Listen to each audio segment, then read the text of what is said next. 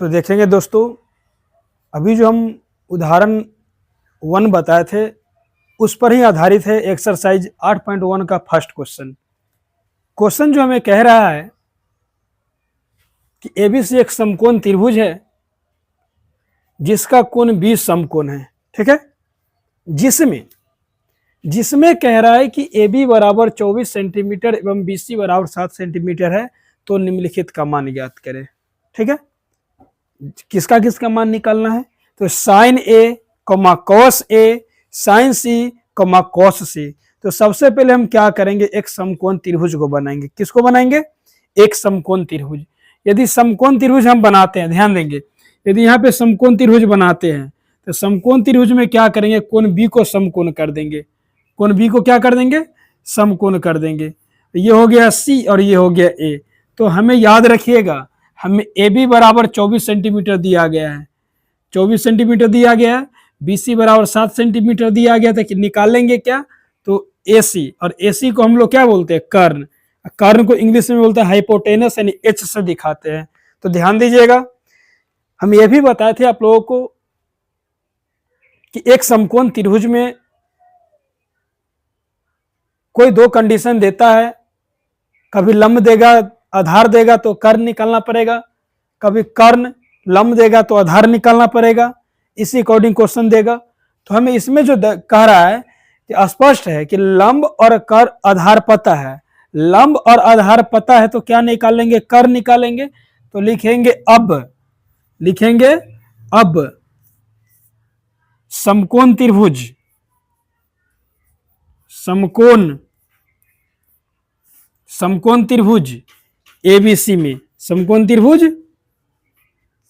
ABC में, ठीक है, एबीसी में हमें निकालना क्या है?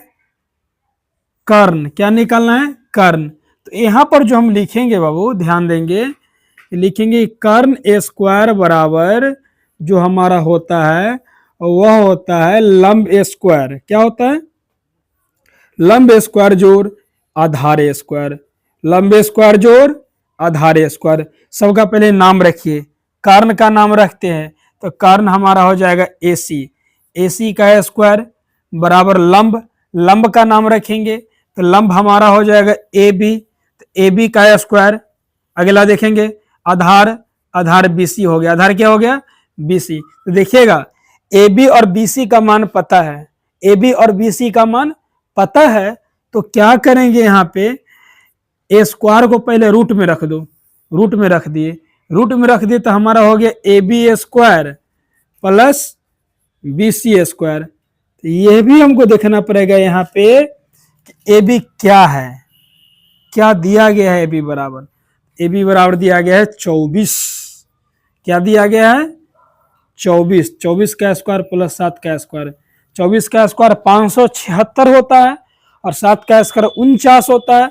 576 में यदि 49 को ऐड करते हैं तो 625, और 625 किसका वर्गमूल होता है? तो 25 का। किसका होता है? 25 का। तो इसको लिखिए AC बराबर रूट अंडर 576 प्लस 49 हो गया। तो अगला देखेंगे AC बराबर हो जाएगा रूट 6 से 25, रूट 6 से 25, रूट 6 से 25 की बात कीजिएगा, देखिए हो ना गया, जो कि किसका वर्गमूल होता है? 25 का। तो हम भाई कर्ण कितना निकल गया? 25 सेंटीमीटर हो गया, हो ना गया। तो चलिए अब क्या कह रहा है हमें, मान कहता निकालने के लिए। पहला हमें कह रहा है कि साइन A, उसके बाद कह रहा है कॉस A, ठीक है। दूसरा में कह रहा है साइन C कॉस C। देखिएगा, तो हम लोग जानते हैं कि साइन थीटा बराबर जो होता है, थीटा के जगह पर एबीसीडी को भी अक्षर दे सकते हैं।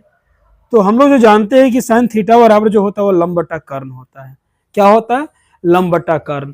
तो यहाँ पर हम लंब बटा कर्ण यानी L बटा K कर देंगे, लेकिन नीन कोण के अकॉर्डिंग, नीन कोण के अनुसार लंब का भी आधार तो आधार का भी लंब होता है। तो नीन कोण यदि हम A लेते हैं, दिया गया है, लेते क्या दिया गया है, नीन कोण ए है तो नीन कोण के सामने का भुजा लंब होता है, तो साइन में हमको लंब और कर्ण चाहिए। साइन में क्या चाहिए? लंब और कर्ण चाहिए, बट आधार नहीं। तो लंब की बात करते तो लंब हमारा हो गया 7, कर्ण हो गया 25। कौस में आधार कर्ण चाहिए, कौस में लंब कभी ना कहियो ना, ठीक है। उसके बाद ये यदि ए लेते हैं तो ए हो गया नीन कोण, नीन कोण के सामने का भुजा लंब होता है तो बच क्या गया? आधार, आधार हो गया 24, कर्ण हो गया 25। दूसरा देखेंगे, अब सी कह रहा है, क्या कह रहा है? साइन सी। तो वही बात पहलुका वाला कि साइन थीटा बराबर लंब बटा कर्ण, लेकिन यदि सी के ले तो सी हो गया नीन कोण, तो नीन कोण के सामने का भुजा पड़ गया कौन? A B. तो ए बी हो गया हमारा लंब, लंब हो गया 24, कर्ण हो गया 25। और इसमें देखिए, अब देखिए कॉस सी, क्या देखेंगे? कॉस सी।